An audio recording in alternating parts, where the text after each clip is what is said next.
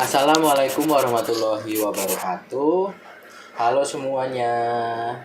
Nah, nama saya Muhammad Abiyu As'ad dengan NRP 106119100060 dari Departemen Statistika Bisnis. Hari ini saya ditemenin nih sama temanku. Namanya Devina Cici Wulandari dengan NRP 106119100063 dari Departemen Statistika Bisnis juga. Nah, hari ini aku pengen dijelasin nih untuk strategi proses dan Cici bakal menjelaskan masalah apa itu manajemen kapasitas desain. Nah, aku mulai dari strategi proses. Sebuah strategi proses merupakan sebuah pendekatan dari organisasi untuk mengubah sumber daya menjadi barang dan jasa. Tujuan dari sebuah strategi proses sendiri yaitu untuk menciptakan sebuah proses yang bisa menghasilkan produk yang memenuhi keinginan pelanggan yang sesuai dengan batasan biaya maupun batasan manajerial lainnya. Terdapat 4 strategi proses, yaitu fokus proses, fokus repetitif, fokus produk, dan kustomisasi massal. Yang pertama saya akan bahas adalah fokus proses. Fokus proses merupakan pemberian sebuah tingkat yang lebih tinggi dalam hal fleksibilitas karena produk berpindah saat di antara proses-proses khusus. Sebagai contoh adalah sebuah restoran yang ingin membuat menu dari restorannya yaitu burger dan hotdog. Adapun juga makanan lainnya akan menggunakan alat yang sama seperti pemanggangan, penggorengan, dan lain-lainnya yang menandakan bahwa alat-alat tersebut memiliki fleksibilitas yang tinggi. Strategi proses yang kedua adalah fokus repetitif. Fokus repetitif merupakan fokus yang menggunakan modul yang berorientasi pada produk. Modul adalah bagian atau komponen yang telah dipersiapkan sebelumnya yang sering berada dalam proses yang kontinu. Sebagai contoh adalah pabrik pembuatan mobil. Strategi proses yang ketiga adalah fokus produk.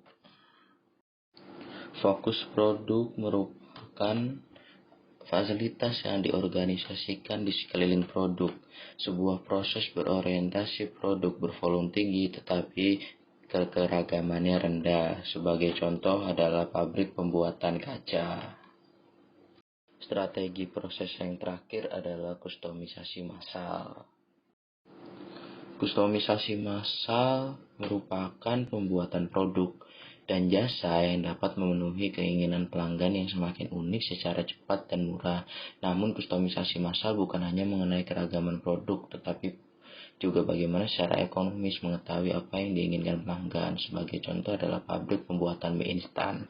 Selanjutnya adalah perbedaan karakteristik dari 4 jenis proses. Karakteristik dari fokus proses, kuantitas yang kecil dan variasi produk yang luas, operator dengan kemampuan yang luas, instruksi untuk masing-masing pekerjaan, persediaan tinggi, barang jadi dibuat untuk dipesan dan tidak disimpan, penentuan jadwal yang kompleks, biaya tetap rendah, dan biaya variabel tinggi. Karakteristik dari fokus repetitif, proses panjang produk, standarisasi dari modul, karyawan dengan pelatihan yang sederhana, sedikit perubahan dalam instruksi pekerjaan, persediaan yang rendah, barang jadi dibuat berdasarkan peramalan yang sering dilakukan, penentuan jadwal bersifat rutin, biaya tetap bergantung pada fleksibilitas dari fasilitas. Karakteristik dari fokus produk, kuantitas yang besar dan variasi produk yang kecil, operator dengan kemampuan yang tidak luas, instruksi pekerjaan yang tidak terstandarisasi, persediaan rendah, barang jadi dibuat sesuai peramalan dan disimpan, penentuan jadwal bersifat rutin, biaya tetap tinggi, dan biaya variabel rendah. Karakteristik dari kustomisasi massal, kuantitas besar dan variasi produk yang luas, operator yang fleksibel, pesanan custom memiliki instruksi pekerjaan, persediaan rendah relatif terhadap nilai produk, barang jadi dibuat sesuai pesanan, penentuan jadwal yang rumit, biaya tetap cenderung tinggi, dan biaya variabel rendah. Nah, selanjutnya kita masuk ke sub baru nih, yaitu analisis dan desain proses. Analisis dan desain proses merupakan proses yang berfungsi untuk melihat dan mengetahui untung atau rugi, langkah yang tepat untuk membuat produksi efektif dan efisien memaksimalisasi nilai pelanggan. Berikut ini adalah 5 alat yang bisa membantu kita dalam memahami analisis desain proses. Yang pertama adalah flowchart yang berfungsi untuk pemahaman, analisis, dan komunikasi dari sebuah proses. Yang kedua adalah pemetaan fungsi waktu yang berfungsi untuk mengidentifikasi dan mengeliminasi hal-hal yang tidak diperlukan. Yang ketiga adalah pemetaan arus nilai yang berfungsi untuk mempertimbangkan proses serta keputusan manajemen dan sistem informasi yang mendukung proses. Lalu yang keempat ada grafik proses yang berfungsi untuk memberikan sebuah cara yang objektif dan terstruktur untuk menganalisis dan mencatat aktivitas yang membentuk sebuah proses. Dan yang terakhir adalah perencanaan layanan, merupakan sebuah teknik analisis proses yang menitik beratkan kepada pelanggan dan hubungan dengan pelanggan. Nah, kita lanjut lagi nih ke bahasan kita selanjutnya, yaitu pertimbangan khusus desain proses layanan. Dalam desain proses, ada beberapa pertimbangan khusus yang harus dilakukan oleh perusahaan dalam suatu layanan untuk memaksimalkan keuntungan dari sebuah perusahaan tersebut. Yang pertama adalah strategi pemisahan. Teknik yang dilakukan adalah struktur layanan, sehingga para konsumen dapat pergi kemana layanan ditawarkan. Sebagai contoh adalah para konsumen di bank pergi ke manajer untuk membuka akun yang baru, ke pegawai bagian untuk kredit pinjaman, dan ke teller untuk mendepositkan uang. Yang kedua adalah pelayanan sendiri.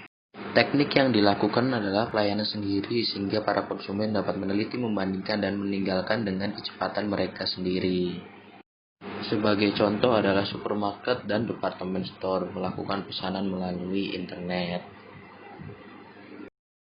Yang ketiga adalah penundaan. Teknik yang dilakukan adalah penyesuaian saat dilakukannya pengiriman.